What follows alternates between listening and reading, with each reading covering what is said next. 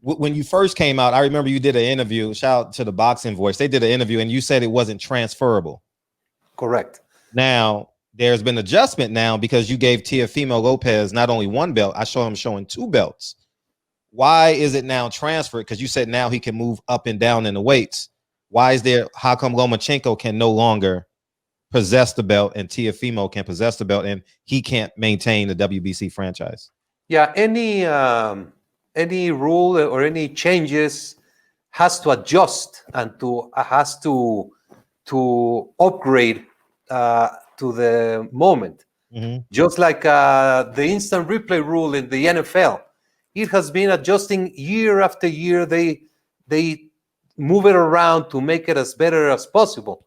Mm-hmm. So when Lomachenko and Teofimo Lopez signed for the fight, we received a request from Teofimo saying we want to win and be recognized as a franchise if we defeat Lomachenko. So he requested it. He requested it, and request it. So he did request it. Okay. It was voted by the WBC of absolutely in favor, because a fighter who defeats the best fighter of the division at the moment, we believed it was appropriate, and it showed that it was the correct scenario. And now you have a wide variety of great fights to be made. Mm-hmm. So Lomachenko was no longer a WBC representative in any capacity. Correct. He lost the franchise designation on that night with Teofimo Lopez. Is there a financial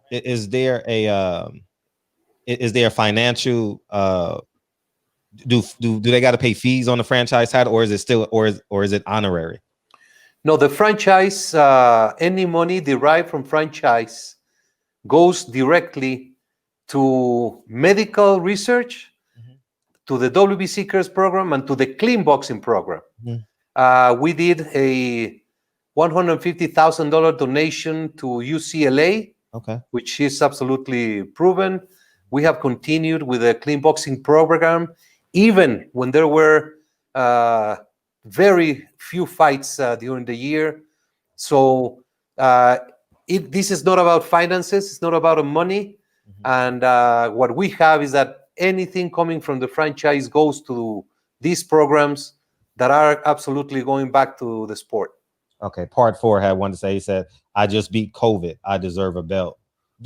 Speaking of that, and he says, "I'm a super franchise belt coming soon." Do you think the public, because those super chats are based off of like the image of the WBC belt?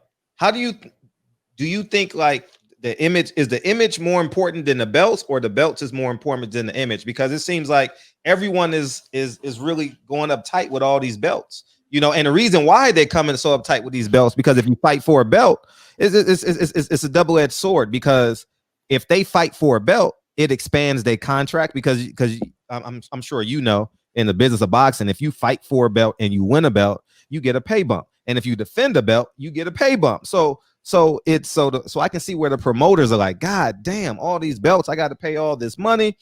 And maybe the fans like, man, the WBC is raking in all this money, and now we're like, they're just fighting for these imaginary belts. How do you distinct between like the integrity of the sport and sustaining like a nonprofit business, right? As a WBC, correct? Absolutely nonprofit. Okay. Nonprofit.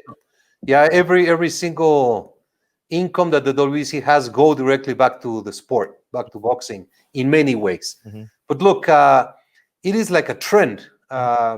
Social media has the ability to allow anyone to say whatever they want to say, many times anonymous. And then it's very easy to just follow a trend without having the knowledge of the specifics. Just as you said, you say many belts. There are not many belts. If you put a chart right now of the WBC champions roster, it's very simple. You have the world champion. In very few instances, there's an interim champion for a specific reason, and that's it. The franchise designation, I just tried to explain, and it's very minimum.